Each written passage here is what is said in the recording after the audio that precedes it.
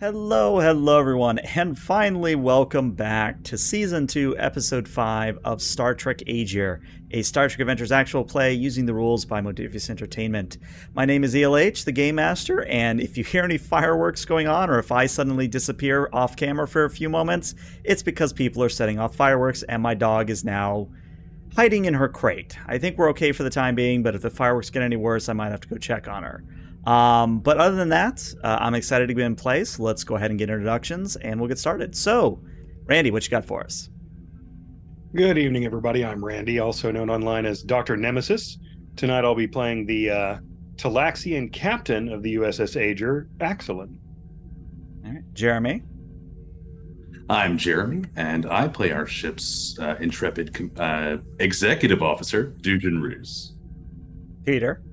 Hey everyone, I'm Peter, or Petrus Aquinas on the internet, and I play the chief engineer of the Agir, the pragmatic Vectan. And last but not least, Jeff, what do you have for us this week? I've had plenty of time to work on it, but credit goes to chat from the last time we met. But I am Jeff, also known as Sunbay, and I play your Boolean helmsman, Cinch AG Rankin S role, the Grand Emperor of the Agir. Does that come with like a big hat or big poofy hat? The biggest of hats. Okay. Kind of purple with white ermine. All right. Hey, chat's already giving you guys momentum. Good start there. But let's get the intro video going.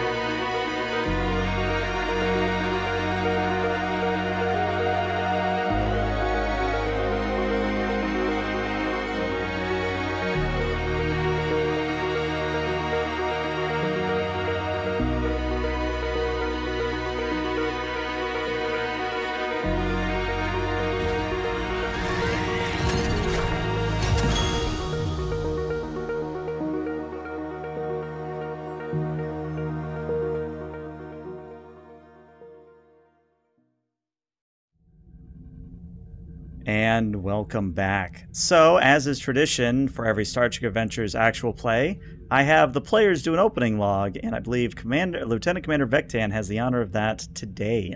So feel free to take it away. Chief Engineer's Log, Stardate 90248.1. After discussing solutions for the Kinkei's grandfather's replacement, the Agir has traveled to the edge of Xava space and transmitted a message seeking parley towards the nearest Xava ship. A response came promptly, but only contained spatial coordinates for a dual neutron star system.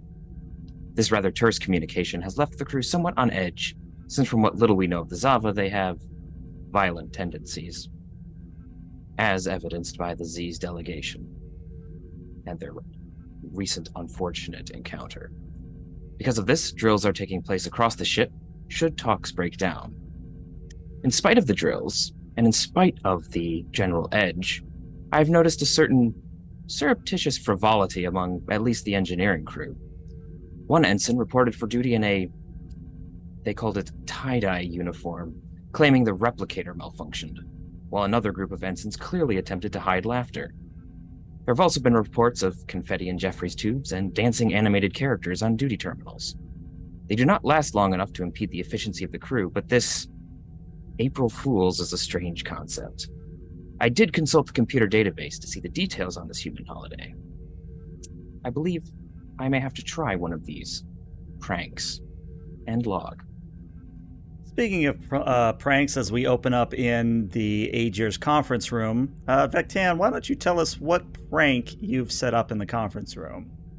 So Vectan has been waiting in the conference room and has set up a micro force field above the door to the room, and has placed a rather large bucket of water above the door, and is just waiting there and has set a small trigger on it, which I'm sure you know what the outcome will be.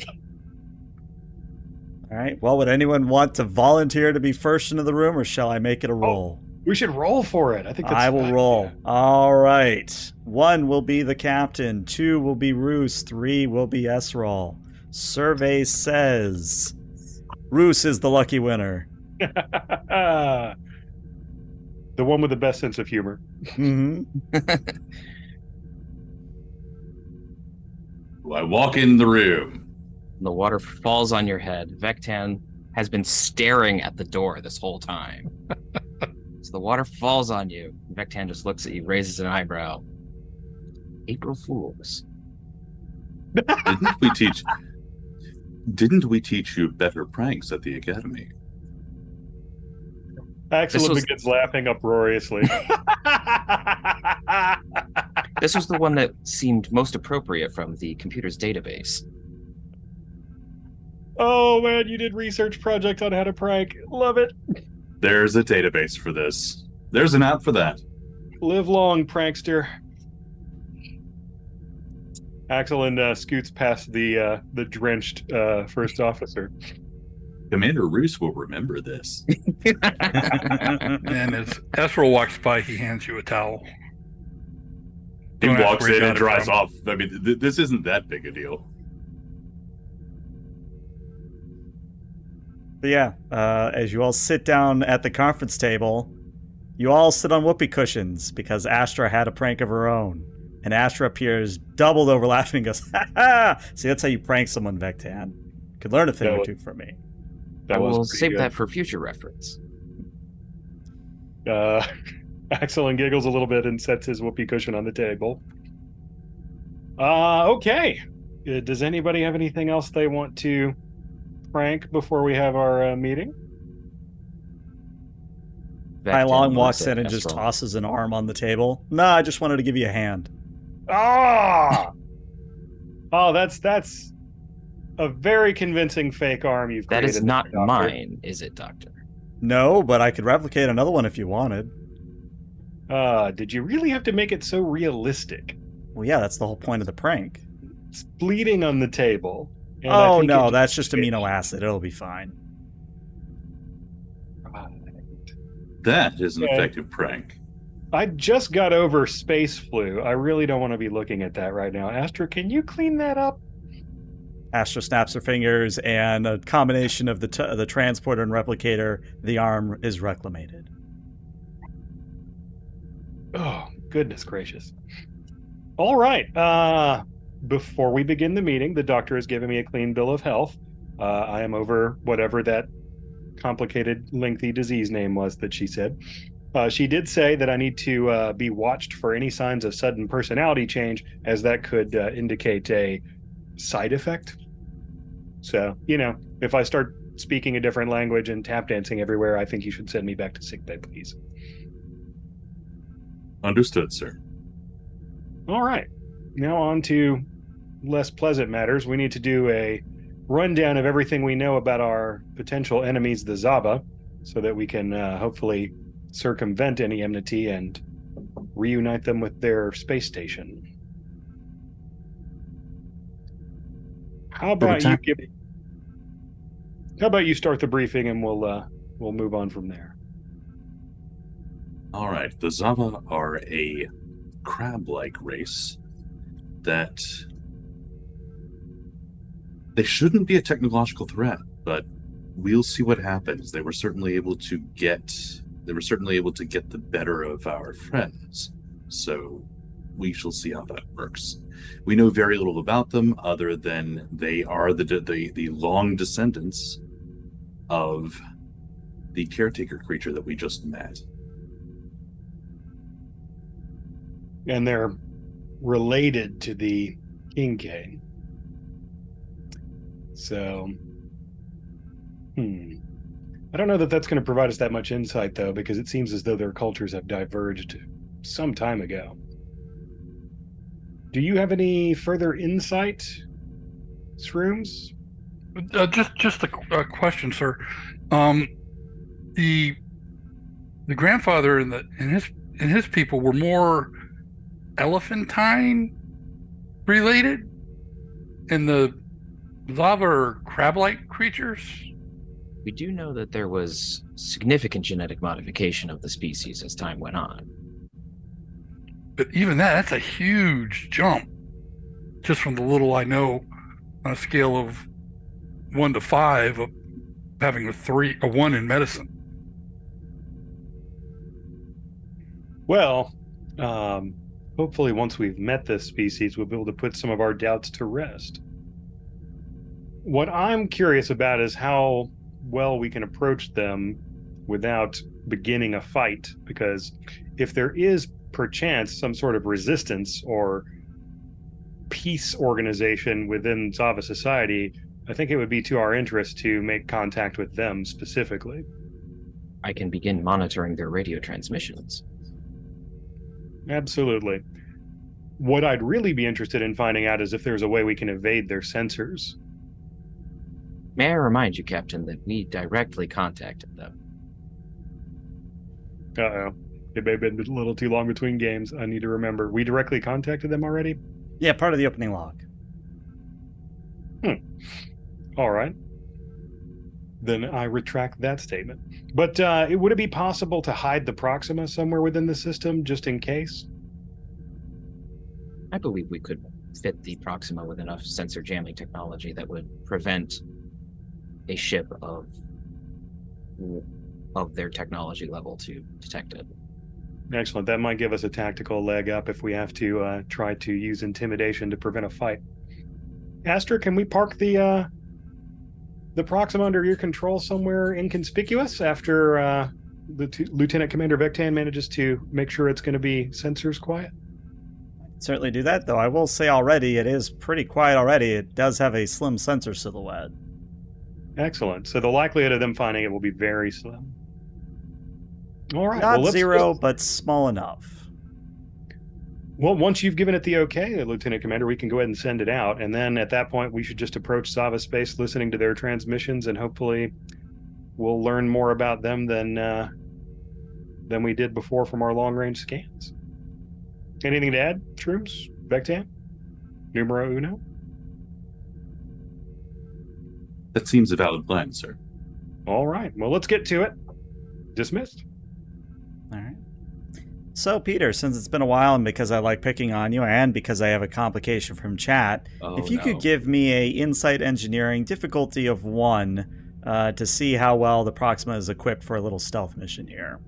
All right. Would Starship Construction help me here? Oh, yeah, definitely would help you. All right. I just want to go in there at least using a focus.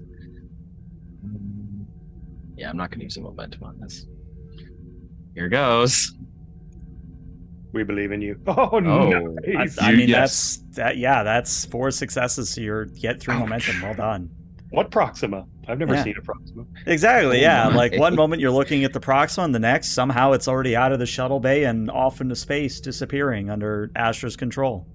Out of my memory. Did we develop a cloaking device? Not quite, but an exceptionally advanced sensor deterrent.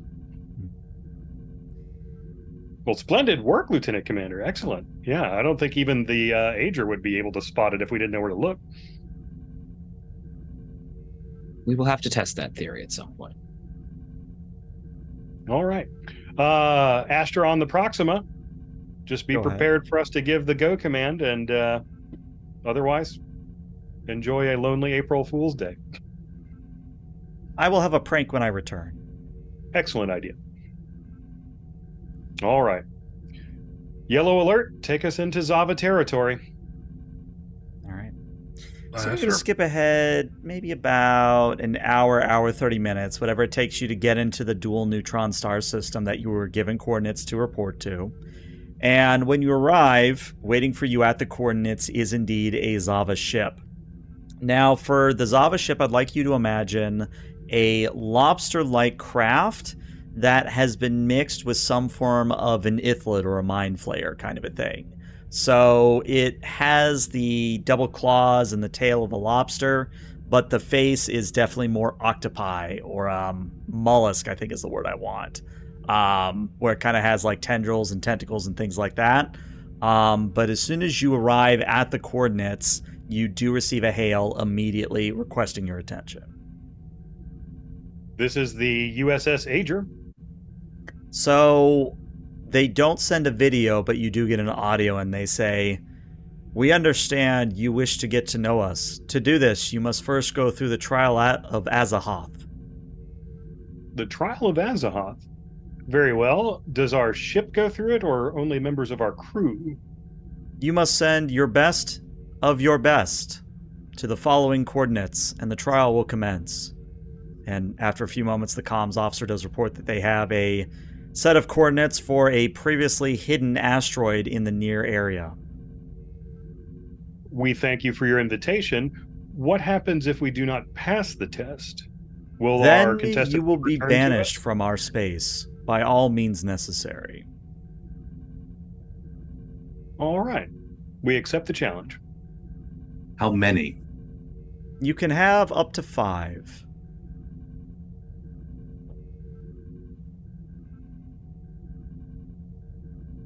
All right.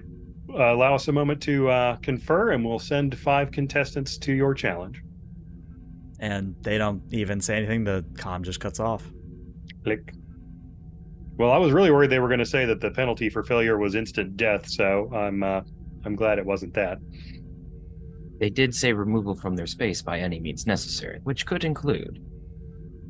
Well, death. I mean, let's just let's try to be optimistic about this. We're going to succeed. I mean, we're Starfleet, right? Best of the best. All right, so we want to make sure that we have a diverse skill set, because we don't really know the nature of this challenge. It could be athleticism, it could be intellect, it could be endurance. April Fool's pranks.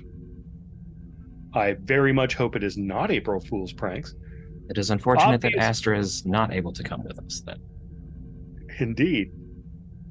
Obviously, I think that we're going to need a lot of scientific and engineering know-how, so Vectan, you should be on the away team. And, well, I can't imagine doing it without shrooms here, so... Seeing as Really, how we I have come into contact with multiple spore-based technologies, it would be wise. It does seem to be the going concern in this part of space. Beyond that, you or me, numero uno. Pretty As much as I ridiculous hate- sets. As much as I hate to bend the rules, sir, this is a particularly difficult first contact. I believe that both of our skill sets may be necessary. In this instance, I believe that we should stand Agir well off. Astra, Astra appears. Yes, sir. could you update the ship's log to indicate that First Officer Bruce here has suggested we contradict Starfleet protocol and send both of the ranking bridge officers on the same away mission?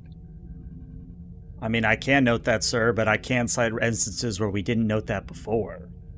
Actually, sir, there are other protocols that would apply in this situation. I'll be happy to April- I'll be happy to go over with them with you. It's April Fools! I was just threatening your permanent record. No, never mind, Astra. Believe that, please. No, I think you're right. I think that's a good idea. Oh, no, it's already too late, sir. I've already noted on both your permanent records that you're violating protocol. Huh. Ah, look at your face, April Fools. I knew it. You didn't have me. I didn't fall for that at all. Mm. I grab All a right, pad and start poking around on a pad. I think Okay. the doctor would be the natural last member, or do we want to? That would be my Should we stay on the suggestion as station well. with the Grandfather? I'm sorry, Lieutenant Commander Victan. What was that? I believe. Never. Oh. Never mind. Ignore me. I was thinking of something else. Absolutely. So we'll bring the doctor. Everybody, let's suit up. All right. So, a few things about the area you're transporting to. It does have a Class M atmosphere, so you will be able to breathe and traverse the area very well. But you do have 4 momentum at the moment if you so wish to buy any specialty equipment for you going over. So, if you want EV suits, I believe it's 1 opportunity and 1 escalation. If you want, say, Type 3 phasers, that's definitely an escalation, which is threat. But for the moment, you tell me what you want to bring, and I'll let you know if it's a momentum cost. I mean, we don't know what we're going into, so And we are going to, I believe you said an asteroid. Yes. So EV suits for certain. Okay.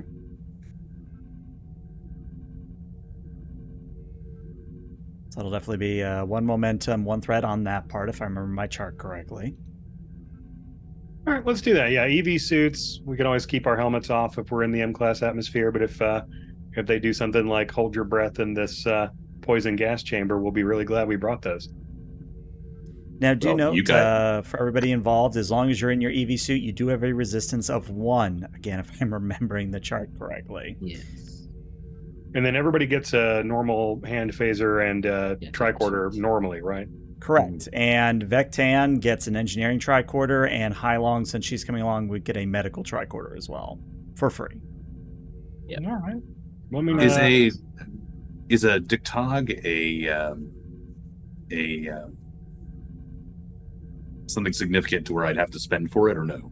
I believe it is. Let me just quickly find the chart and double check, because this could matter. Let me see. It would help if I remembered what I called. There it is. All right, because I think it's an escalation 1 if you don't have it already, but let me just confirm. Given his background, Roos would have some kind of combat knife, be it Right. Federation or Klingon. Ah, it's actually not an escalation. It is an opportunity, so just 1 momentum. And Okay. technically, if you do spend the 1 momentum, everybody on the away team could have a knife or dagger equivalent. Okay, yeah. May as well. Roos would have made those for you. Well, thank you. Everyone I'm be guessing careful that with these. They Vectans look is very more sharp. equivalent to a Swiss Army knife with tools attached to it. Sure. Oh, Yeah. also, small correction on my Engineering part. dagger. Environmental suit is 2 opportunities, so actually I don't get that threat. You just need to knock off 1 extra momentum. Seems reasonable. That way we at least have some emergency momentum to start with. Does bringing an engineering kit cost? No, because it's standard for you. Okay, so then I'm bringing that because we don't know what we're getting into. All right, any other purchases? Oh, go ahead. Probably won't. Yes, I would like to take a phaser rifle, but it is expensive. Yeah, I it take is the- a opportunity 1 escalation 2. I'm going to take the original series captain's kit, which is a pre-ripped uniform shirt and some cologne. So, Okay. The you Kirk guys- you guys kit. have All to- right. if I have to seduce any alien ladies into revealing their secrets. Mm. And All the right. can the helmsman's tricorder be used to remotely pilot the shuttle? Sure, why not? There we go. All right. And are we Everyone ready taking to a go? regular shuttle, sir? I'd like to just transport over in this case, but we could take a shuttle if you want. I believe we should take a shuttle, sir. Because once we leave, we should, again, since both of us are on the planet, we should stand Agir well away.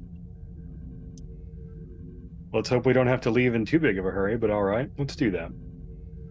We could also have Proxima move in close to support Yeah. us. I like keeping it up our sleeve for now. Oh, yes, Yep. but it could be closer than it is. Just something to think about. How long do we think it would take to get the Proxima to us if we activated Astra where it is? Maybe about 15 minutes? That's probably good. You know, every time we activate and move it, we're more likely to have it discovered, so it's a risk. No, let's just take a regular shuttle. Everybody feel excited? I haven't been in a big contest in forever. I believe the last contest could be considered the engineering crew's test fighting the Borg sphere. So in that case, it has been rather recent for me. No, well, I meant like a, test contest. Like I was in a decathlon once at the academy, did very badly, but it was fun. The Xava buffet eating contest? Man, if that was a contest, I did not do well. Oh, very spicy food. All right, everybody pile in.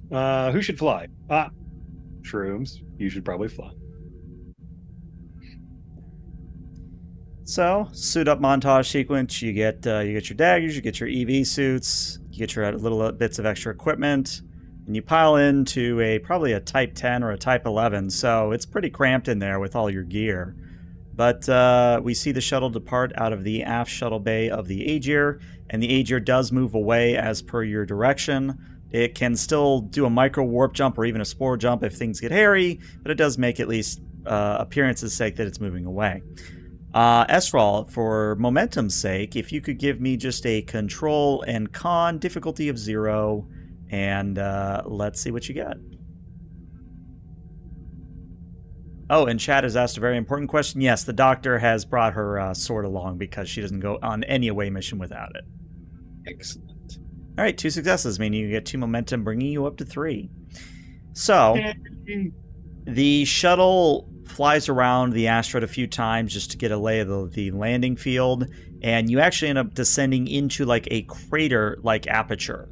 And you go right through, I forget what it's called, the concave? I think it's concave. The bottom of the concave scoop, and you arrive in the Class M atmosphere as if you've gone through like a shuttle bay force field. You see that waiting for you is a landing zone, and there's also what appear to be these giant sculptures of what might be the Xava themselves. So again, that kind of lobster mind flayer hybrid. And each of them is holding a large basin of fire before a archway which has a set of double doors that lead into the asteroid itself.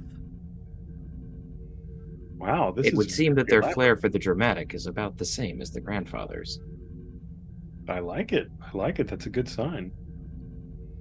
How old are these statues? What do the sensors tell us? I'm curious how long they've been doing this contest on this asteroid. Anyone care to scan? I would. All right. Give me a reason and engineering difficulty of 1. Right. I don't think I have anything that would be a good focus here. Oh, there it is. It had to happen eventually.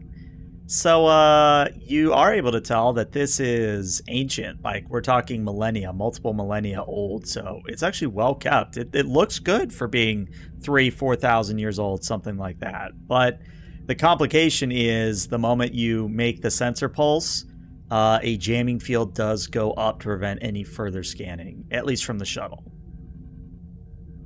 Is that interrupting our comms with the ship? Yes. All right, Vectan, if you can try to find a way to counteract that, we're going to need to be able to contact the ship if this goes badly. But I will endeavor to do so, sir. Please try to split your attention between that and not dying, because this is probably a pretty dangerous task ahead of us. Whew. I shall split my attention accordingly. Bring us in for a landing. Let's see if we can start this thing without setting off any more ancient security systems. Well, I do have that complication from chat, and what I'm going to say is the moment you set down in the little landing area, everything equalizes. The grav equalizes as well so that you can walk outside without issue. But right as you pop the hatch and start coming out, you hear a roar as if from a giant creature. And the basins glow with an even greater fire as the double doors open to reveal what is essentially a giant pistol shrimp. And if you've never seen a pistol shrimp before, it has one very large claw, which you do not want to go anywhere near. I will tell you that right now. I gotta Google this. Yeah, it hits crabs and cracks them open. Yep. Oh, goodness gracious. Yeah, that's not pleasant. Mm-hmm. But this thing is the size of like a full-sized elephant. So it's a big old shrimp. And yeah, technically it roars and begins charging at the shuttle and all of you. So I guess technically this is our first round of combat, ground combat, since I think the first episode, really. So that's the last time we did it. Yeah, I think so. Yeah, so as a reminder, in ground combat, you each kind of go in turn. You guys enemy, you guys enemy. But you get to choose who goes first. So which among you would like to act first? I suspect Ruse is probably the most fighty of all of us. Okay. But I personally think we should try and have Vectan go first in case we can learn anything about this creature. You want me to scan That it? will be to our advantage. Yeah, I mean we're jammed, but maybe we can learn something about it with like your tricorder or some short range thing, maybe. I can try. All right. But that's just that's just an out of character suggestion. Axelin doesn't say anything because I mean, that would be what Vectan would be doing. I just don't know if it would be the first thing we want to do. So that's good. Well, you guys tell me. I mean, if the scan says phaser fire bounces off of his carapace, it will be really glad you went first.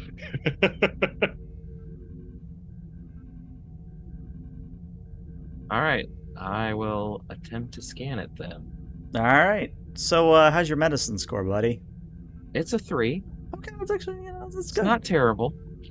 Give me a reason medicine difficulty of 2 here. Okay. And that difficulty 2 actually does account for the jamming field as well. Okay. I'm going to burn a momentum, if that's okay. Great idea, yeah. Just because I don't think I have... His medicine score is definitely high enough to put water and not sulfuric acid in his prank, so, Yeah.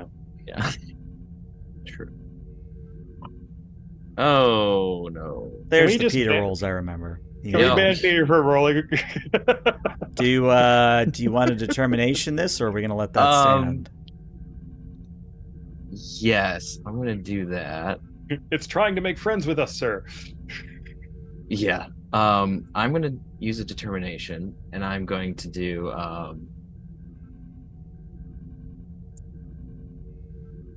I'm going to go off that I have to do something really random with the tricorder. So whatever remains, however improbable, must be the truth. Okay. So I get random readings, and then I'm like, that doesn't make sense, and try again. Okay. And yeah, you can reroll as many as you want here. Also, Chad, thank you for the momentum. They're back I up to think 3. we should probably re-roll all of them because they're all terrible. Does that mean I just get to re-roll the 2 or all 3? All 3. 3, okay. All right, there's the 2 successes you That's need. definitely better. So some things you're going to find out. 1, yes, the captain's earlier joke about phaser fire ricocheting or reflecting off the carapace. With a really good shot, you could pierce the shell, but unless you have dead aim and you have some form of piercing, you're not going to get through that carapace very easily. Second thing is that the claw is indeed a pistol shrimp claw, but it's designed to work in air. So technically the way it works in water is there's like this little vacuum or bubble of air that superheats hotter than the sun, and that's how it stuns anything that it hits. You presumably could take it in a shuttle on a shield hit, but if you're hit by this thing yourself, it's going to be a lot of damage. But you could also give me momentums to ask more questions. How would the shuttle's phasers work against it? Would you like that to be your question? Captain? Seems like a perfectly good question. You think that the shuttle's phasers would have some difficulty, but definitely not as much difficulty as, say, a Type 3 phaser or your hand phasers currently would. My question, if y'all agree, is I think we should spend a momentum to find out if we think our knives can harm it. Because they are piercing, but they might be too short. They may at least be able to peel some carapace. When you say giant pistol shrimp, how giant are you talking? Elephant Elephant size. size. Elephant size. Very large. I wish to. I spent that other momentum to ask that question. Yeah, so your knives aren't going to be able to hit any vital organs because, as you said, they're too short, but you could use the knives to pull open areas of carapace and get to the vulnerable bits underneath. With the phaser. Mm-hmm. I'm going to relay this to everybody. Is it like an action to tactically coordinate? Not really, but... Vectan, where is its brain? Like any other pistol strip, it would be towards the base of the head.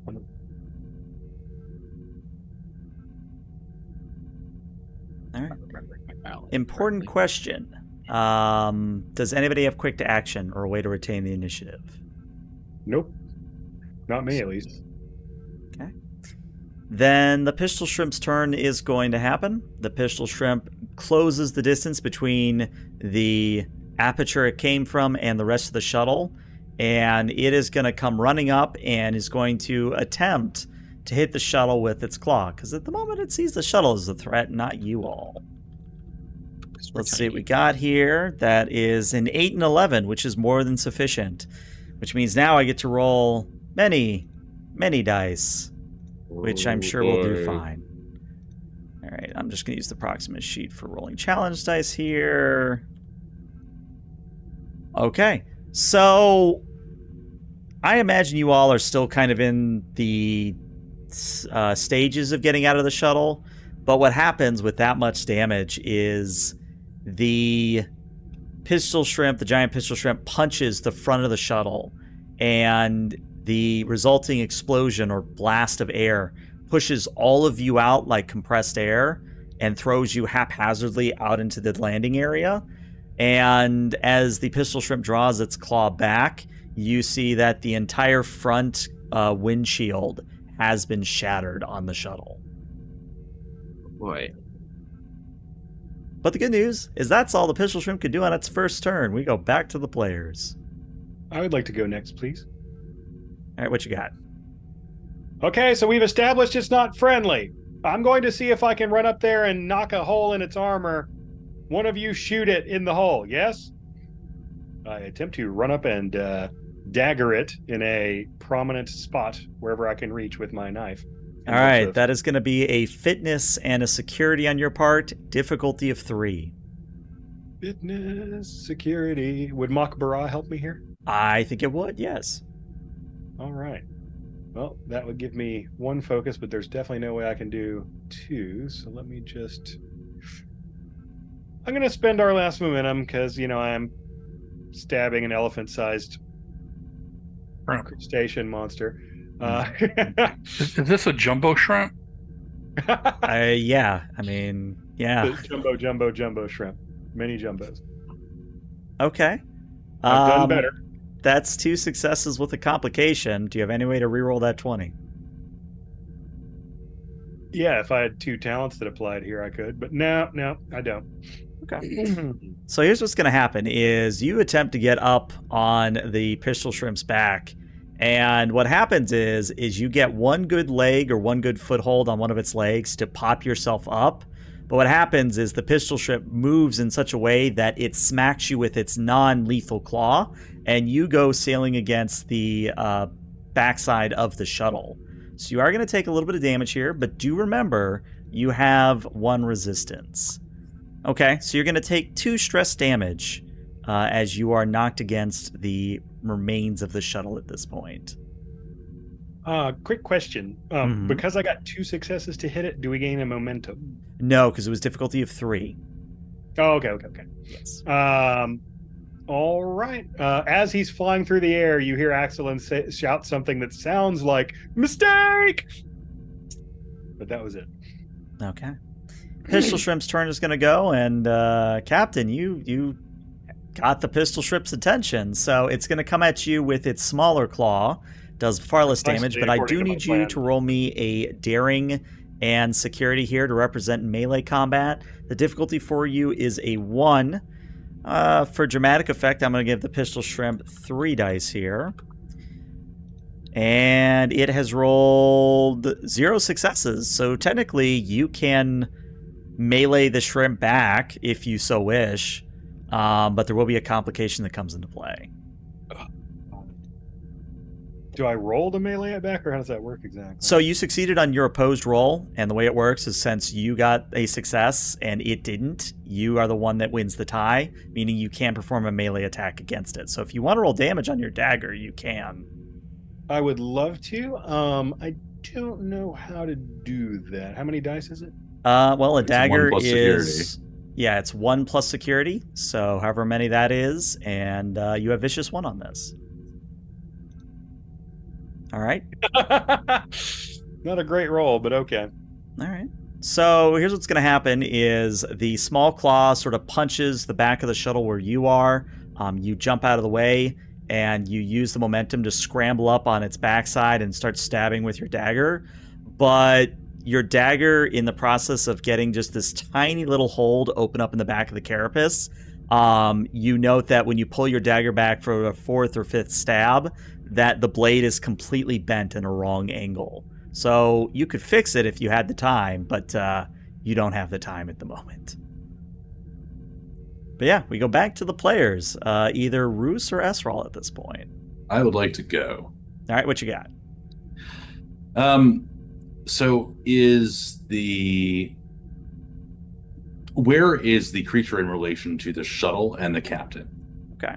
So because I probably should have made a battle map for this, but I'm doing it in my head. So if we have the shuttle center stage, like in the center, the shrimp is to the right of the shuttle. You got flung to the southeast. Esral got flung to the southwest, and Vectan is due south. The captain is on the eastern side where the pistol shrimp is. Is there anybody between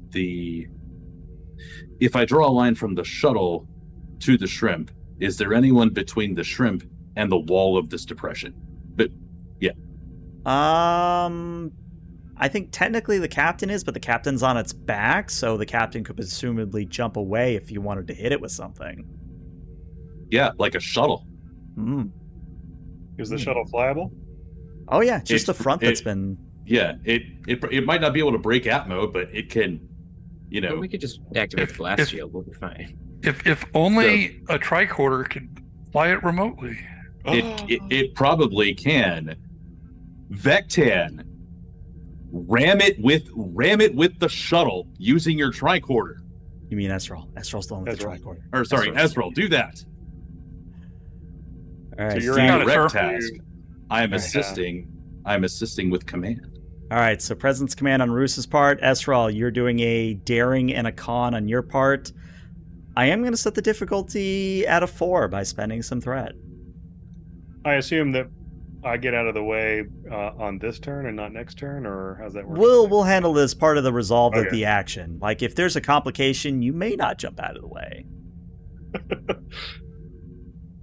Well, at least I'll be going out with style. All right. I like to pop my determination using edge of the envelope, or sometimes polite isn't enough. Okay. And give you 2 threat for a 3rd die. Okay.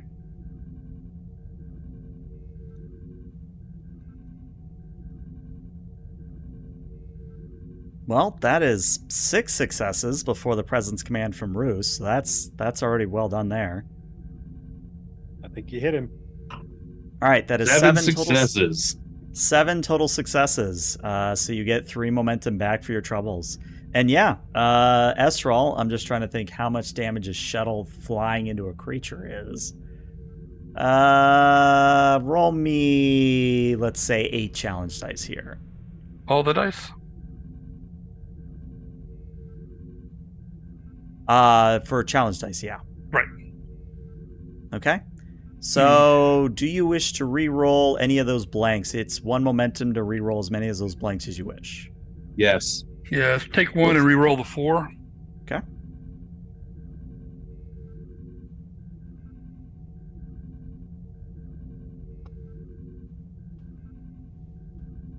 Okay. Wow. All right. So we have a total of 10 successes with 3 effects.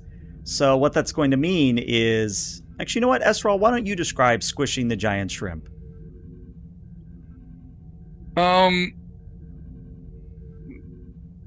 Building with the tricorder, getting it going, engines, startups,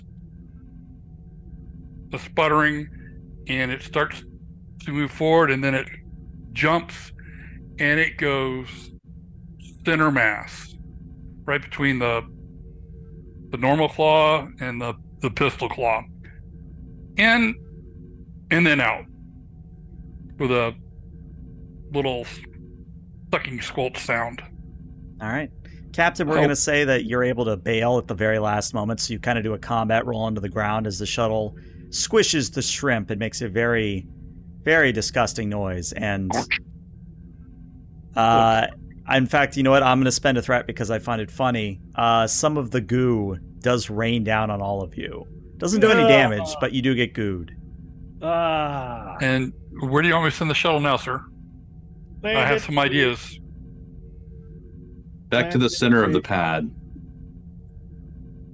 Roos very calmly, as the stuff is raining down, he takes off his helmet and then goes to the looks around for observers, then walks up to the shrimp and does the closest he can to decapitate it and take a piece of it. Okay. And hold it up. He is attempting to intimidate these bastards who sicked an elephant creature on us with no warning. He is very upset. Working as intended then. All right. So you take a trophy, and you do note that in sort of the upper wall, you do see that part of it pulls away, and you do see for the very first time the actual Xava themselves. Again, that Mind Flayer lobster hybrid. Where how far is it? They are perhaps, I'm doing math in my head here, a American football field away. I throw it at them. Oh, wow. How good I your arm? throw the piece at him. Huh? How good your arm? Cardiopulmonary strengthener strong.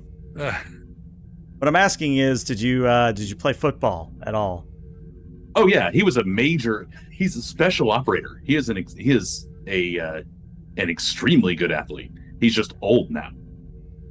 So Tom Brady levels. Okay, got it. Go ahead and give me a control and security difficulty of 3. And if you roll a success, you will actually hit them with the debris of the shrimp. I will spend a momentum. I'm not necessarily even trying to cause damage. I'm literally just trying to make a point. Oh yeah. Yeah, I got you.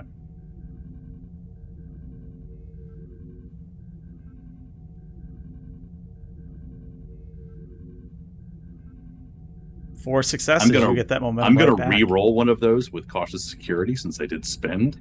Okay, crit fishing. All right. All right, no change. Still 4 successes.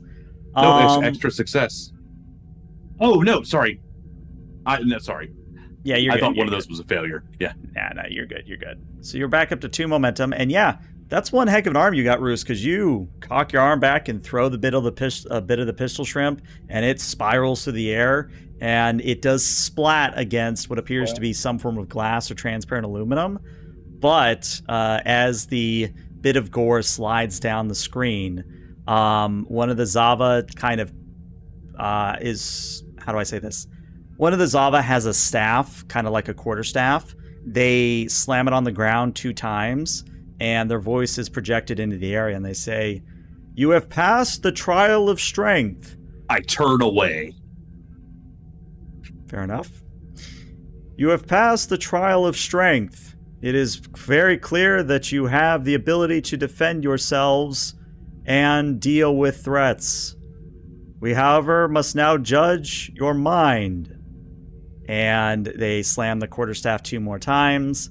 And that aperture, those double doors that I mentioned earlier with the statues, they fade away as if they were holographic to begin with. And in a different part of the crater, a new set of double doors and giant statues appear. The difference is this time the statues aren't holding basins of fire. They are holding what presumably is some form of a brain or thinking organ. So it's kind of like, I'm trying to remember what an organ looks like for a lobster, but for sake of argument, just imagine like a human brain with just maybe a bit of elongation in parts that each of the statues is holding. Ew, it's like ganglial.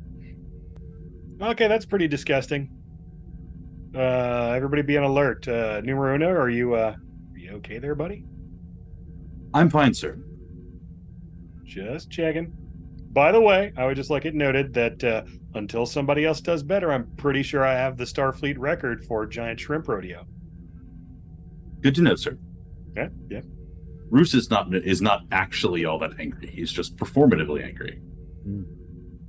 Okay. He believes that that's a decent approach with these folks. I hand Highlong my horribly bent knife here you go. Hylon takes it, looks at it, scoffs, throws it over her shoulder. All right. Well, let's hope that this is the last trial that I'll need a dagger at. Let's go. I start leading the way towards the double doors with tricorder in front of me. Verse grabs a knife from the shuttle because I'm sure there's probably a knife. There's extras, yeah. All right. So as you proceed through the double doors to what apparently is the trial of the mind, that's going to take a 5 to 10 minute break. We'll be back shortly, everybody. Stay around.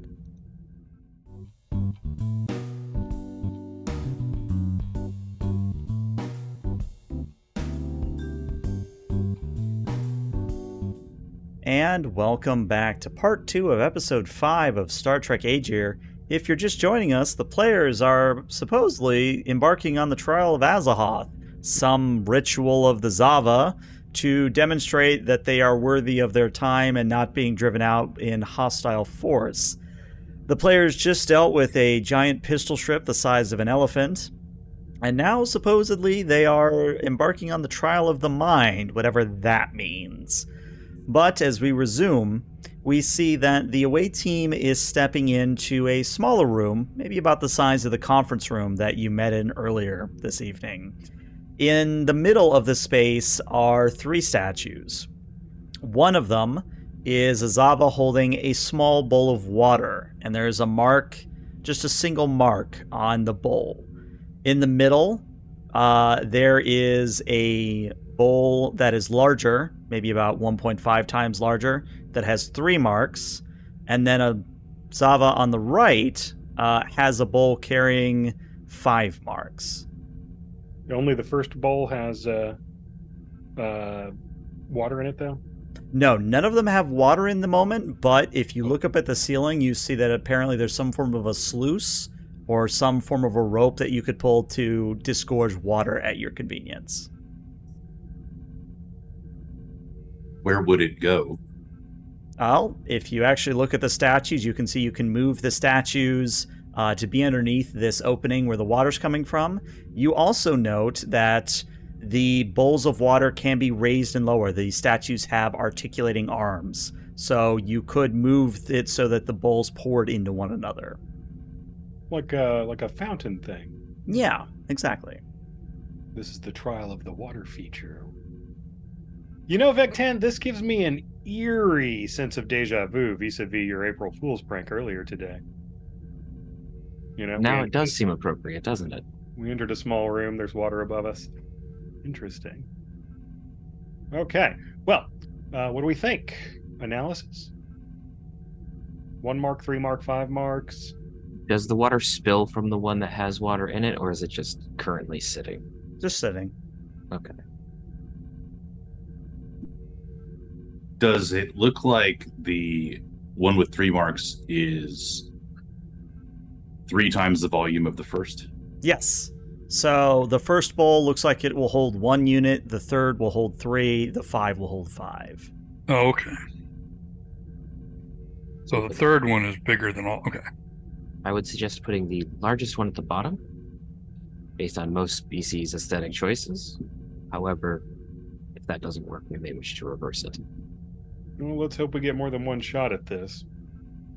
All right. You're talking about stacking them 1, 3, and 5, and the water running in, overflowing. Yeah, like champagne glasses or a multi-tiered water fountain. Chocolate fountain. They make chocolate fountains? They do. That sounds delicious. Would you like The me to add one to fountains- the lounge? Yes. But- Please make a note for later. The fountain's not made of chocolate, sir. Wait a minute. Wouldn't it be unsanitary? I mean, how do you eat the chocolate? You can't. You like, dip dump the you fountain. dip something in it. Oh, like fruits and stuff. Yes. Oh my, that's so clever. We absolutely have to have that on the lounge. Definitely. It should be like a permanent fixture. Doesn't every ship have one of those? Huh. Okay, yep, chocolate fountain, distracting. So let's start moving the one with the biggest bowl, because it'll have to be the bottom, yes. And let's see if any death traps try to kill us. Everybody just be very alert. All right. So are you moving this as a full group? Just 2 of you? Just 1 of you? I think we should split up in case the, danger or something happens, we can have observers intervene. So Axelin will lean a shoulder into the statue and say, whoever wants to help me with this, the other two or the other three just keep an eye on us. Maybe you, Doc? I assume Doc is probably the strongest person here. Yeah, Hailong just sort of sighs, puts the sword on her on the sheath on her back, and goes, all right, if you insist. And yeah, I think you're assisting Hailong on this, technically. Yeah. Let me see. So Hailong's difficulty would be a 2. Do you want to spend momentum to give her extra die? What's the pool? It is a fitness and con on her part, so she's rolling against a 12. Could he direct her to do this and assist with presence command? You're doing great. No, I think if you're going to be actively pushing, it's got to be fitness con. I have a 12 as well on that. So, no, let's stick with the dice we got. I mean, we're not exactly in the middle of a firefight. If we fail here, maybe it'll be revealing as to the nature of this test. All right. Well, Hailong's got the 2. Let's see if you get any assist. I assume that my Makbara makes me limber enough to push statues really well. Sure, I'll give it to you. All right, you actually get 3 successes total, giving you 1 momentum. So yeah, the 2 of you putting your shoulders into it. I mean, Hailong's probably doing most of the pushing, but you feel like you're still contributing. You are able to get the largest bowl, the one with 5 marks, underneath the others beneath the water spill. All right. So what would be our remaining steps to arrange it smallest, medium, largest under the water? Like, so it would be another fitness con, but at a difficulty of 1 to move the 3, and then the statue of 1 doesn't require any roll. So we don't need to move the bowls up or down. No, you still do. It's just that's included in the check.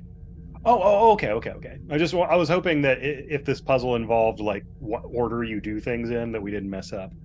All right, I think we're just going to move the next statue, unless anybody saw anything that gives them pause while we were moving. No, poison dart traps leaning out of the wall or anything. Oh, I wasn't looking for that, but I mean, so far this seems suspiciously straightforward. Call me a cynic, but I expect that this is going to be a little harder than just arranging statues. But let's see. Let's try it out. Doc, you ready? Ready as I'll ever be. Statue number 2. All right. Let's do it. Same roll? Same roll. Okie dokie. Well, I will roll my assisty. Yep, she got 1, so just roll me another one. Ooh, complication. Love it. So, you start to push the statue into position and you start to manipulate the arms, but here's the complication. As you're manipulating the arms, one of the arms breaks off and it pulls the bowl with it, and both bowl and arm clatter to the floor. Oh, no. We broke their ancient statue.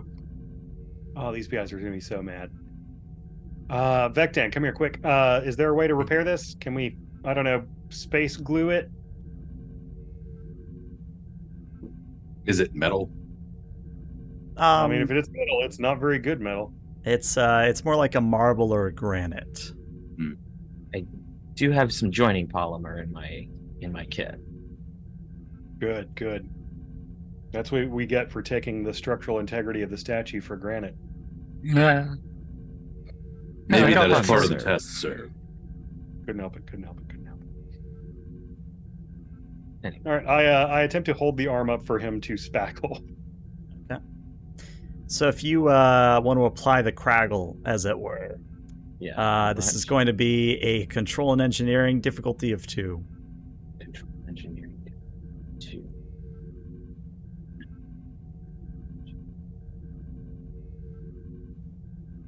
We want to use a momentum, or are we feeling okay?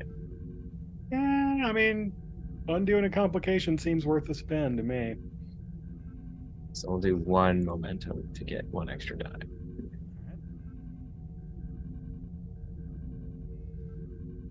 Jeez.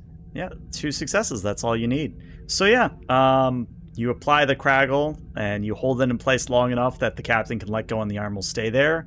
but the bowl is locked in place. It can no longer go up and down. It is decidedly mid-level, unless you want to uncraggle the arm at this point.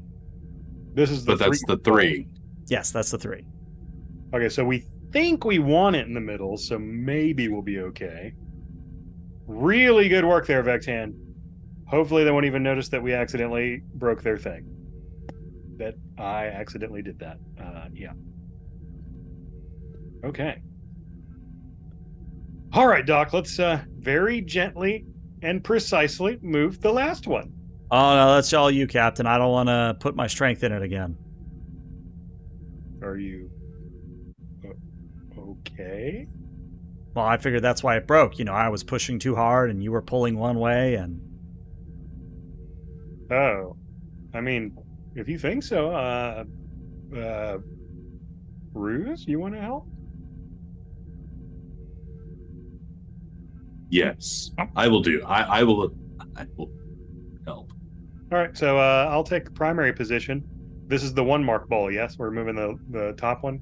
Yep, so it's a difficulty of 0, but still has a chance of complication, but it is still a fitness and con. Fitness and con, okay. Well, the captain leans in and theoretically gets a success. All right, so 2 successes, meaning you're back up to 4 momentum.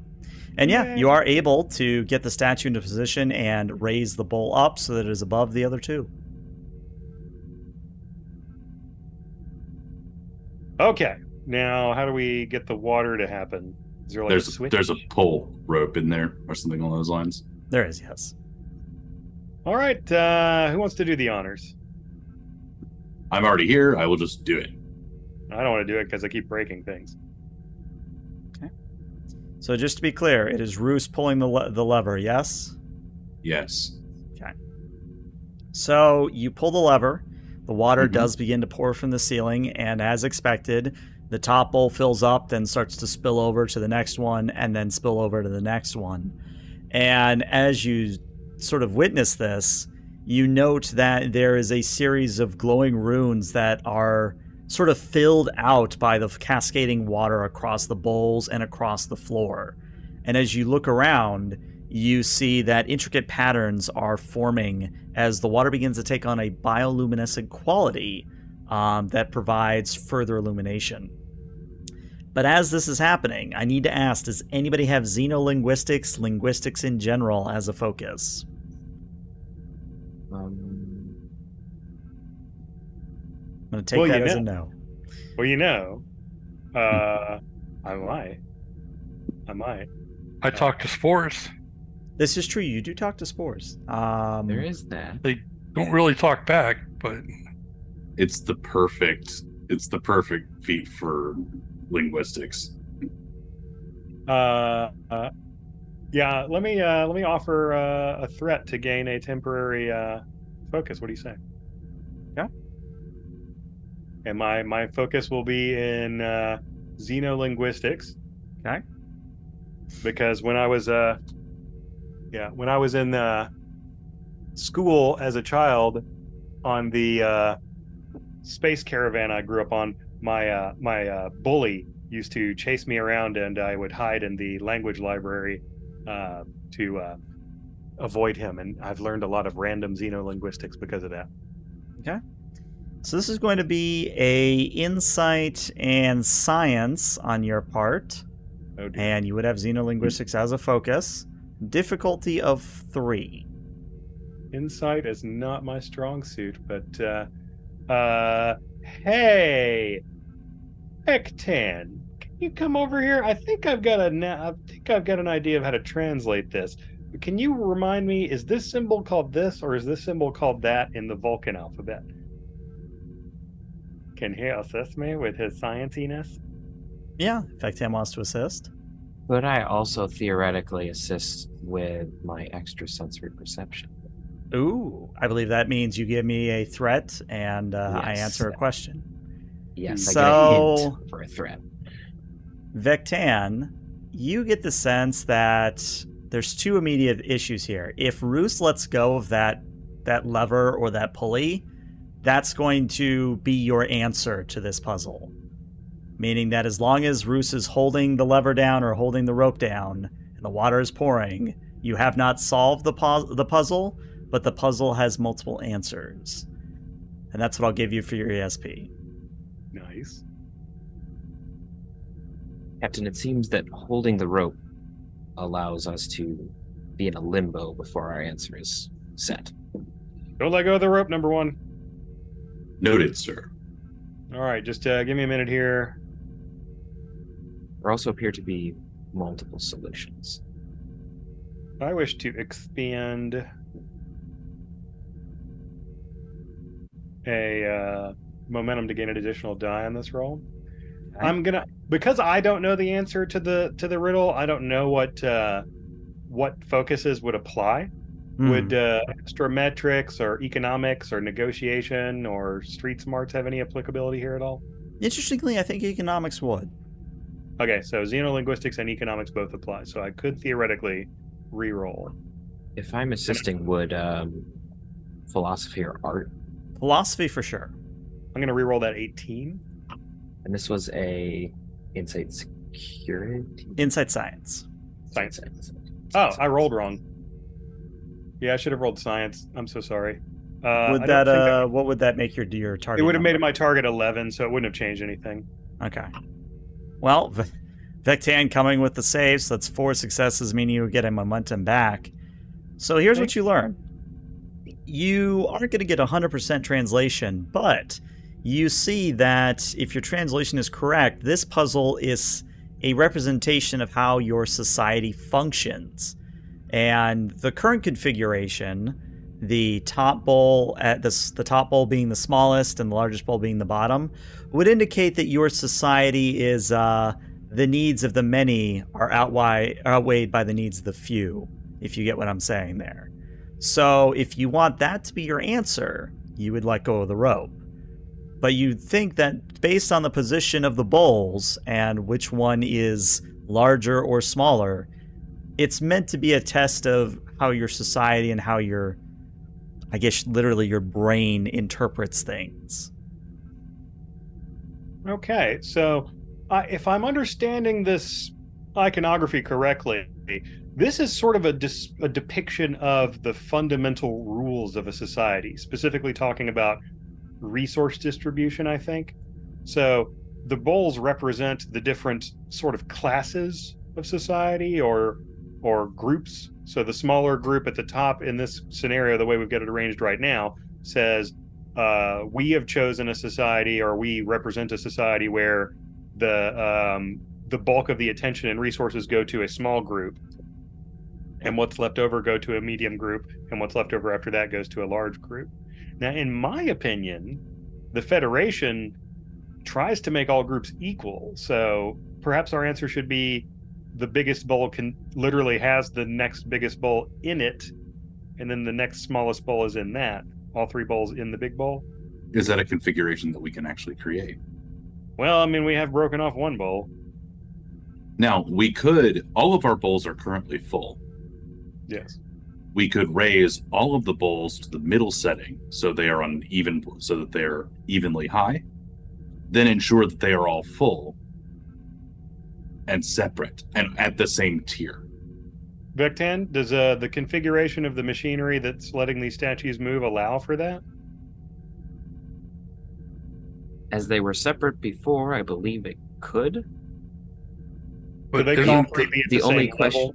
yes, we could keep them at the same level as they're all adjustable. The only question that I have, Captain, is the influx of water or liquid.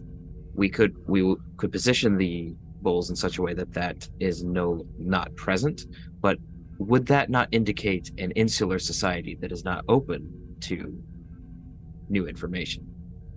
I think it would. Are there any... how is the water flowing out of the basins? Is it flowing over the rim completely, or are there channels at the side? There's channels in of the each side. one.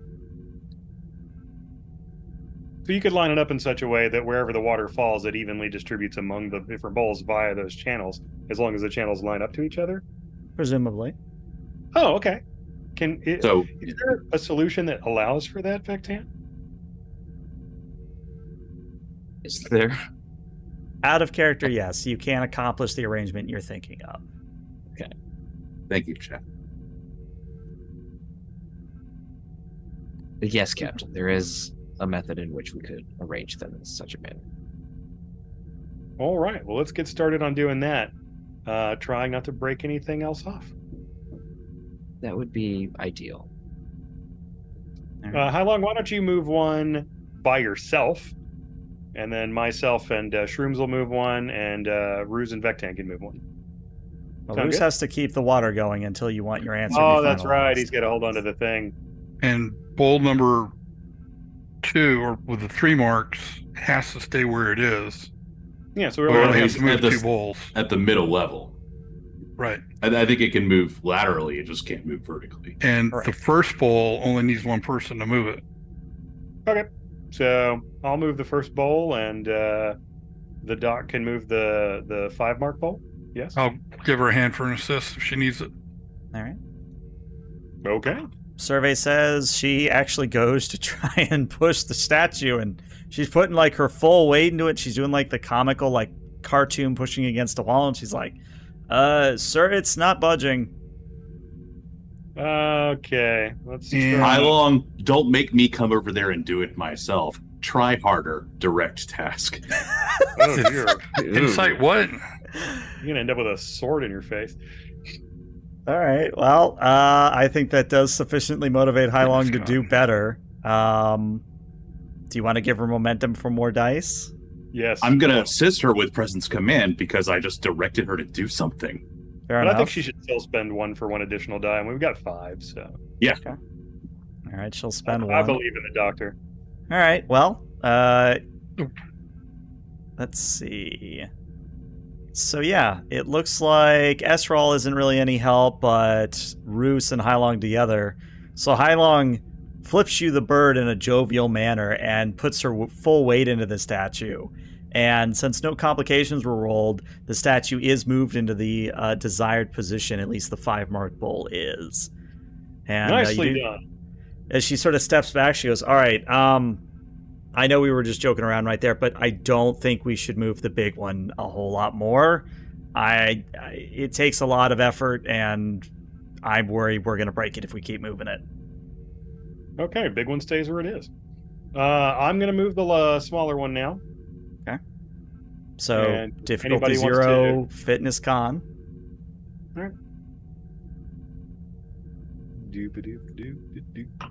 All right, 1 success, so you get a momentum. Yeah, you're able to put the small bowl where you want it. All right, everybody just look at it and make sure there's nothing about it that stands out as not right. Does it look like the water can flow freely, that all the bowls are on even keel, that no bowls are being left out? We still have the bioluminescence. Yep, bioluminescence is still going. And are the bowls, there's not a whole lot of slop waste going on. They're reasonably well, the channels are reasonably well lined up so that It's not just gush. Okay. All right. I think the way we submit our solution to their puzzle is letting go of the rope. So let's ready when you are. Go ahead and let it go. So the water stops pouring into the solution, and the bioluminescence on the ground and the runes around you begins to fade, but the bowls and the water within them stay illuminated. And once again, you hear that sort of Xava omnipresent announcer voice that says, interesting, you propose that you are for lack of a better term, a communistic society where all are given resources freely. Yes, to each according to his need, from each according to their ability. Very well. You may exit the trial of the mind. I lean over and whisper in Ruse's ear, I will literally give you all of the latinum I get for the rest of my life if you throw another chunk of shrimp at them right now. I'm fresh out, sir. Well, I don't have any latinum. Okay. I could throw the bowl. No. Only the shrimp would be funny. Let's go. Was that you miming, giving him a... I think I have some still stuck on my uniform somewhere, sir. Hold on to that. We might need it later, Shrooms. I was just Josh and the commander here.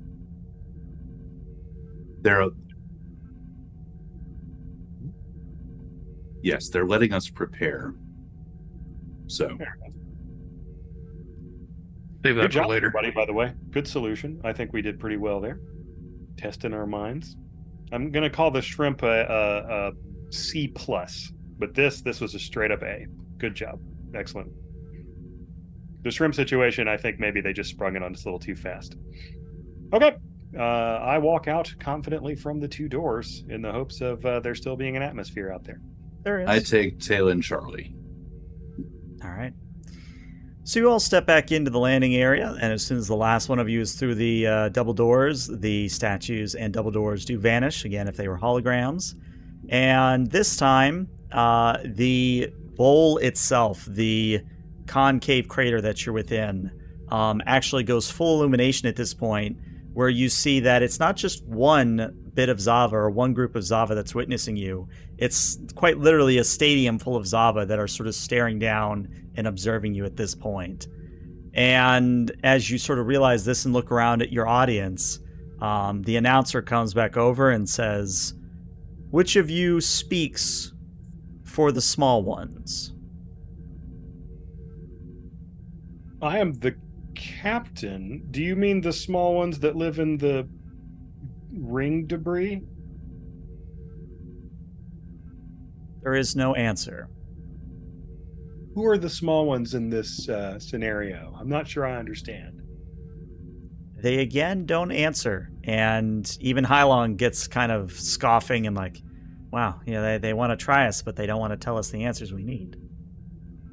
I mean, guys, do we think when they say the small ones, they mean they're distant relatives? Because I would assume they don't even know about... Or do they literally mean we just claim to be an equal society? Who speaks for the lowest? Well, I mean, there is no one low in the Federation. I mean, even criminals have incontrovertible rights set in stone. Could we go lowest by, for lack of a better system, rank? Well, I hate to refer to my crew as small ones. A leadership position is not ownership. But it is your role, I believe, sir. I am the leader of these beings. I indicate to my crew. Why have you come here? We have come here because we have encountered an ancestor of yours that needs help. But we have also come here because there is not peace between you and your neighbors, and we hope that we can encourage there to become peace between you and your neighbors. Presence command, difficulty of 4. Okie dokie. Would negotiation or street smarts apply? Negotiation would. Okay. Presence command. Would esprit de corps apply? Sorta? Sure. This is an important roll to me, so I wish to expend a momentum. Okay. All right. Only 3 successes. You need 4. Well, you know what? Let me just try and re-roll that 13 with my my being of many talents, and really hope I get a crit and not a 20 like I usually do. No. I made it worse. I made it worse. So there's kind of a whispering sound as the crowd seems to be conferring with one another. And Captain, you get a reply, but it's not the reply you were hoping for, where the announcer seems to be slightly annoyed by your words and says, "These are not the words of the smallest." Well, at least he didn't say die Xeno scum. Now that comes if you fail a few more rules. That's the complication version. Or I have an idea, since I'm the lowest rank. Right. Could I be the smallest and I speak for the smallest? Let's give it a shot. Just speak from the heart, you know? We're not trying to deceive these people. Did I ever tell you that my roommate in the academy was a Alden? I don't think so. Yeah, he always told me that I was too nice. And there are times not to be nice, and this might be one of them. It could be. But then again... All right. I take that little piece of shrimp out of my pocket. We were saving it for later. Throw it at them. If you would speak clearly and to the point, we could answer your questions. Do you speak for the small ones? Yes. Very well. We propose the same question. Why have you come here? As my captain said, we have found an ancestor of yours that requires help, and there's not peace among your neighbors, and we wish to see peace among your neighbors. Do you For the good refer of to all. the plant species that encountered us several cycles ago? Yes. They went through the same trial as you have, and they were found wanting.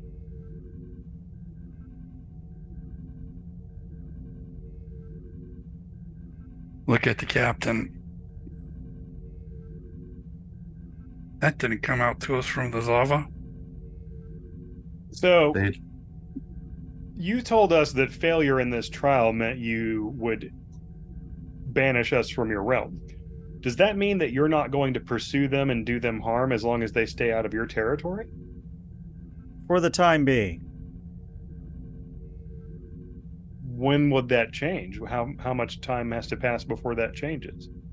You do not speak for the small ones.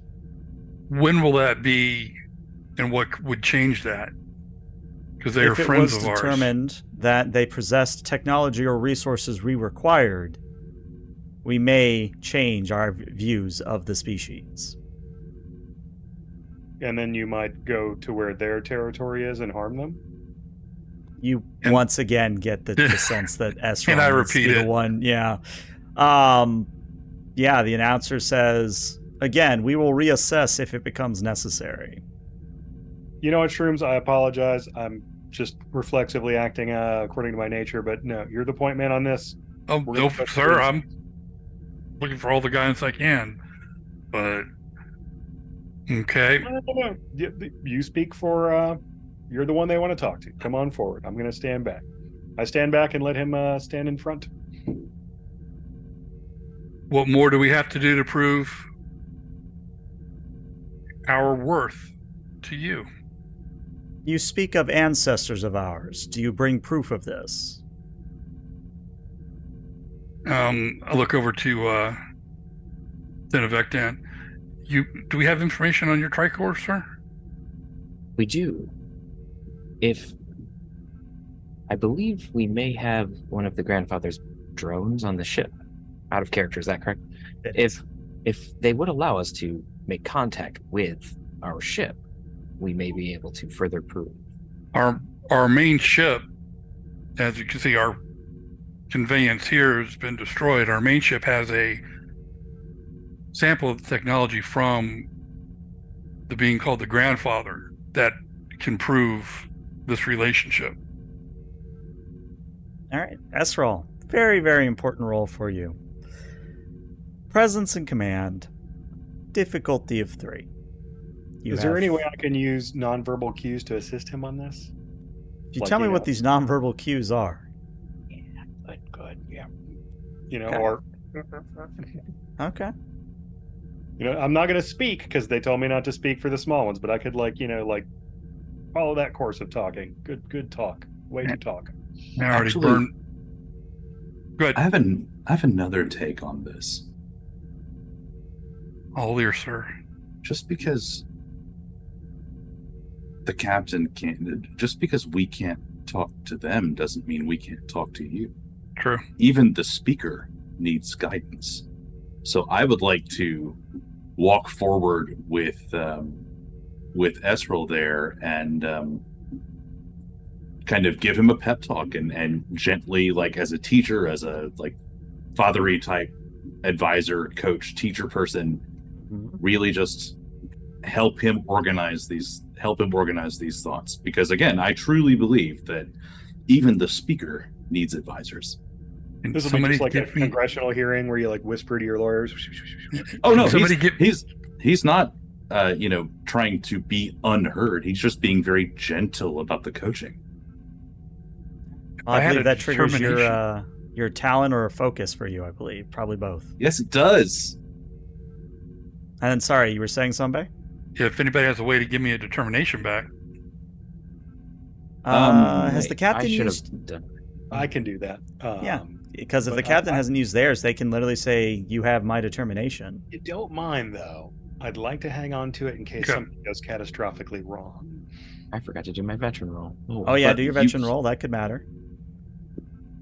Never know. But you will at least be able to re-roll 1d20 on this check. no. And I get to assist you with presence command.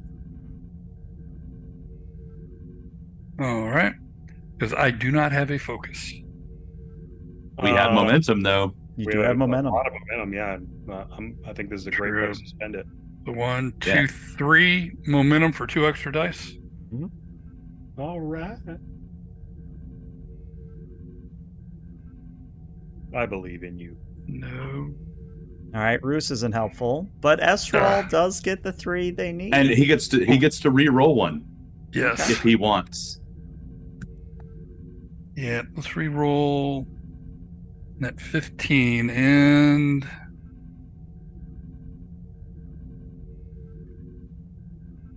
now responsible momentum equal to what I was on tap potential. Not what I was looking for.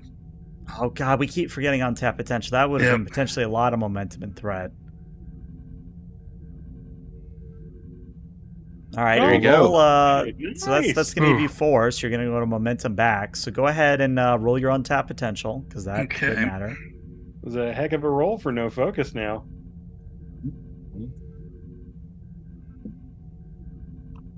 Hey, I get a threat. Thank you. No problem. So yeah, you say that you've met with the grandfather. You have a sample of technology that you just need to get it from your ship, and the announcer's voice does lessen in annoyance. It sounds like they're genuinely listening to you now, and they say, "Very well. We will remove the scattering field, and you may communicate with your vessel." Thank you. They should take a step back into the side. Agir, this is the captain. Can you read me? Agir here, sir. What's the situation? We kind of lost track of you there for a little bit. Please move the ship. We're still negotiating. Please move the ship into transporter range and send that probe on down. Moving now, sir. And let the probe know we're going to do it so it's not some big surprise. Of course, sir. And yeah. About 10 minutes later, of course, no speech from the announcer, but 10 minutes later, the miniature glowing orb does appear as it's transported down, and a collective gasp comes from the crowd as if, oh, like kind of surprising and awestruck. And the announcer in that same sort of awestruck voice goes, "So you have indeed met the grandfather. We have records of our departure from him. We thought he was a myth." And I say to the rest of the crew, so we thought that they had long since forgotten even having been from that system. It seems like they retained at least some of it as myth lore or history.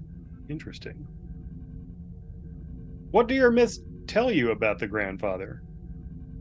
So this is the third time you've asked and not been the spoken one. So, I was hoping. how Oh, mean do no. you want me to be? I can be super mean here. Are they I can gonna- be- Are they You going to have fire me the in here. compliance beam at me? Yeah, basically you're getting compliance beamed. I think they should be very mean. They're very warlike. They Yeah, look like all right. the I'm gonna Olympians. roll 4 dice here. I'm already stress damaged. You take 3 more stress as you are hit with the compliance beam. Whoa, Is whoa, there whoa, any way? whoa. Is there any way I can interpose myself between that and him? You want to take the compliance beam for him? Yep.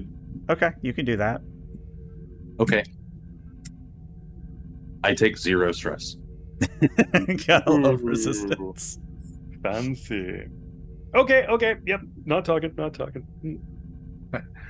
He was just talking to me. No, I definitely was trying to talk to them. I was trying to say, sir. I repeat the same question.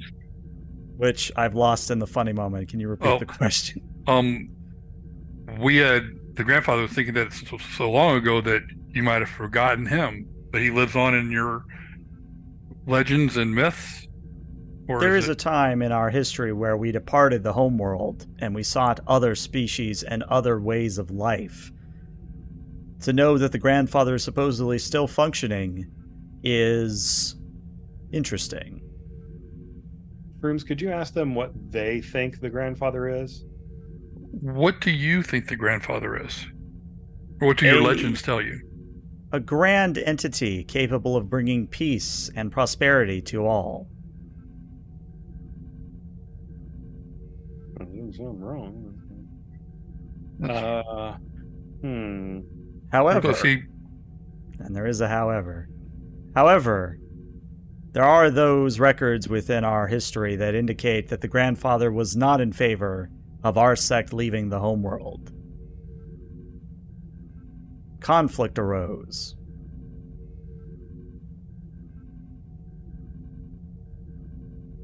What did your sect believe, and why did you leave? What was the split? The grandfather wished to limit our genetic engineering, that it was unnatural. We believe that genetic engineering was the way to the future.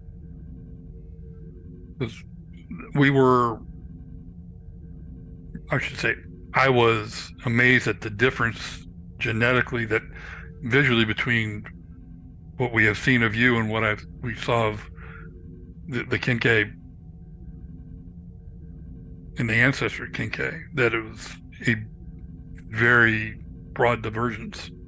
I wonder, Lieutenant. Let's bring it in a huddle, guys. Ask them if they'll let us talk amongst themselves. Can I have a moment, please? Yeah, they don't tell you no. They don't hit you with a compliance beam. Seems you can talk freely. All right, so here, first off, what were you about to say, number one? I wonder if they believe that their state, I wonder if they believe that their argument has borne out, or if they believe that they were wrong. I mean, at the very least, their opinion of genetic modification may have changed. For instance, they may think that they've done enough of it that they don't require further improvement, right? That's what I mean. You know, has their faith borne out? This is sort of what I was thinking. See, there's probably, if this is such a successful and prosperous civilization, there's got to be like some subset of them that don't really care for the genetic modification, or at least would be willing to trade it for life on a cool space station in their home system, right? This might be a really good opportunity for us to sort of act as arbiters in a negotiation between the grandfather and some diplomats from the Xava, right? But here's the thing. We have to find a solution that not only does what the grandfather wants, but also brings peace to this sector. If all we're doing is giving the Xava even more technology by putting them in touch with the station, that's going to make them an even bigger threat to their neighbors. That's my concern as well. I would be curious to see what their answer to the polls question would be. Also, I know it's in a perfect scenario, what we would want to do is bring the grandfather to them and then be the neutral arbiter of a negotiation. If we bring them to the grandfather, we're basically just drawing them a map to a bunch of technology that we may not be able to trust them with. We do have the probe. Can the probe speak for the grandfather? Maybe something to do with spores would make that possible? Vectan, is it presently capable? Just with his own internal programming. I look over at know enough. Can you come here for a minute, probe? Floats over. Are you directly in communication with the grandfather now, or are you just following its instructions? Both. Okay. We would like to propose that Starfleet, on behalf of the United Federation of Planets, act as an arbiter in a diplomatic negotiation between the grandfather and the Xava. Would you be an appropriate vessel to voice the grandfather's side of that debate where we are now? That is possible, yes. Yes, okay. Our concern is that we don't want to put the Xava in touch with your station if they might misuse it. They haven't been very friendly with their neighbors. They also threw a giant shrimp at you. I threw it back. We did accept their challenge. I don't think they were playing dirty pool, I will agree, but we did it wasn't an entirely unprovoked giant shrimpening. What is the verb for that? Crustacean. Never mind. Okay, so we're gonna see if we can't make that happen. Shrooms, counting on you here, buddy. Lava delegation. Would I be allowed as speaker for the little ones to have the grandfather's probe speak for the grandfather? That is acceptable.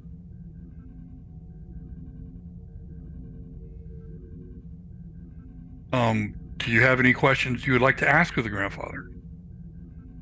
There's silence, but then the grandfather via the probe speaks up and says, "If you were given my station, what would you do with it?" And then, after a few moments, the Xava announcer replies, "We would use it to expand our borders and to expand our knowledge of the universe." And, of course, the grandfather starts saying how that's not very a favorable solution, mirroring what you guys have said, that if the Xava get their hands on this tech, not a good idea, that sort of thing. Expand their borders means, taking things from other people at a certain point. There's only so many planets to go around. That, and they do have the Borg as neighbors. Have you run across the Borg? We are aware of them. Have you encountered them? Twice. And may I ask the result? They were destroyed. I am impressed. Really? I had no idea their technology was that advanced. No, and that is at the point I was waiting for someone to come to that realization that between the holograms and what they're telling you about the Borg, something isn't adding up here. And Captain, since you're the one who had this thought, if you could give me an insight engineering difficulty of 2. Okie dokie. Insight is not my strong suit, but luckily neither is engineering. I'm assuming that astrometrics and street smarts don't really apply here. No, unfortunately. Well, street smarts would. Okay, well, at least I have a focus.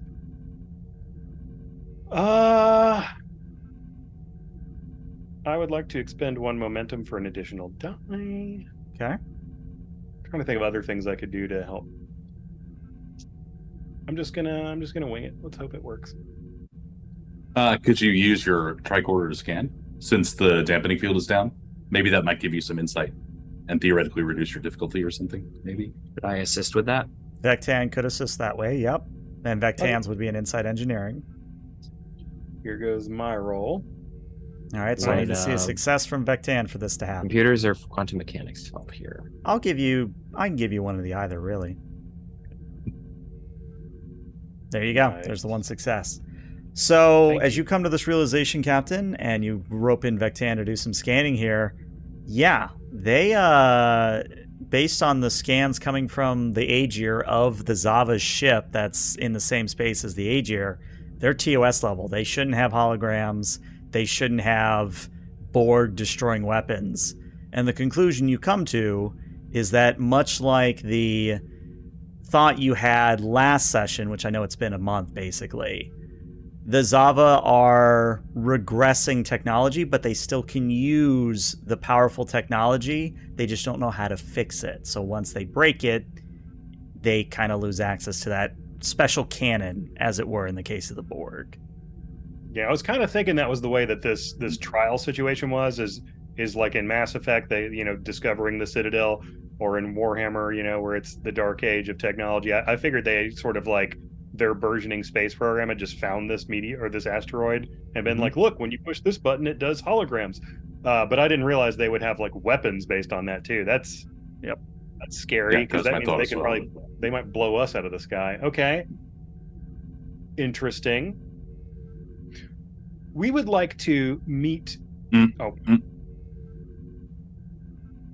Roll me a challenge die. If you roll an effect, you're getting compliance beamed. All right. Yeah. I hope I caught myself soon enough. It's a 1 die pool, right? Yeah. Yep. Don't want to see an effect here. All right, you're good. You don't get compliance beam. Yes, sir. Simon says, right. I would like you to ask them, if you don't mind, for us to meet with them and the probe in a more formal diplomatic setting now that we've finished the trial part of this, which would give us a little time to confer with the grandfather about some strategies I think we need to talk about in private.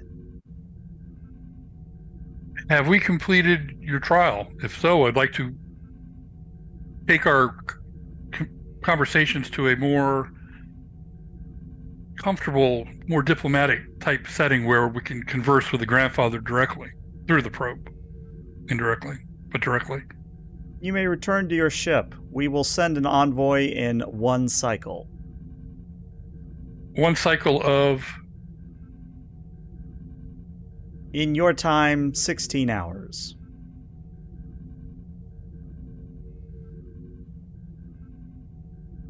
Thank you. And we will meet you... Your ship will come meet our ship?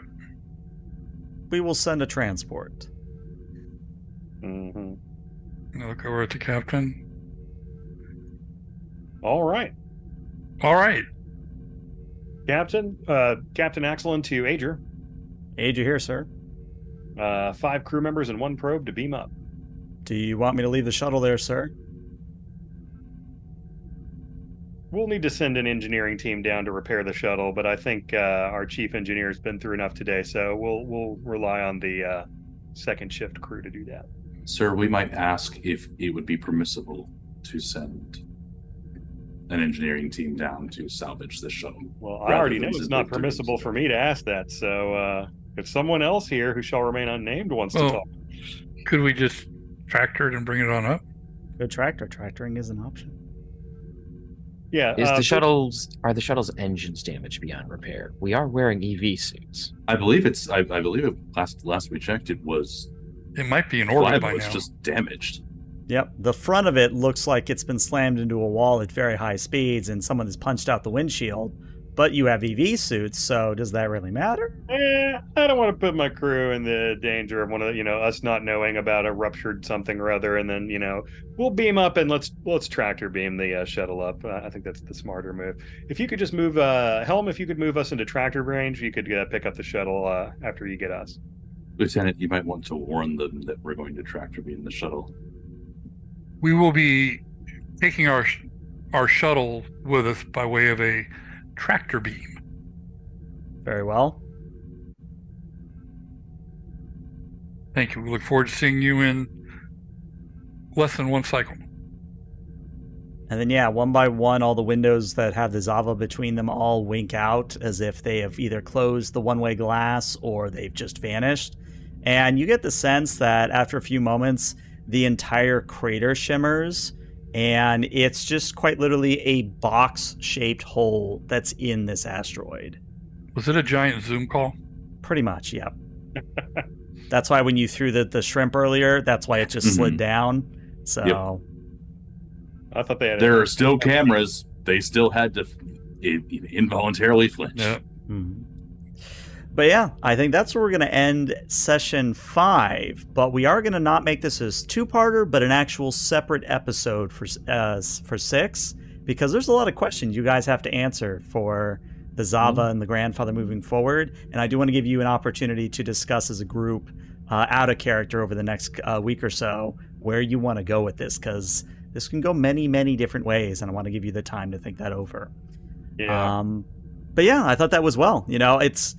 If you want to know the bowl example, I can give you a few of the answers, but it was meant to be very open-ended in terms of puzzles. Yeah, I like that. Oftentimes, I think puzzles being a little too rigid makes it stressful to play them, So the idea of one with more than one answer I find that appealing. Yeah. There was only one wrong answer, and that was the initial configuration you did with the 1-3-5. If you had done 5-3-1, it would have done the classic, the needs of the many outweigh the needs of the few, which they would have also taken as a positive answer. Yeah. All right, well, Twitch, stick around because we're going to rate somebody, but YouTube, thanks for tuning in. We'll see you later. Bye, YouTube.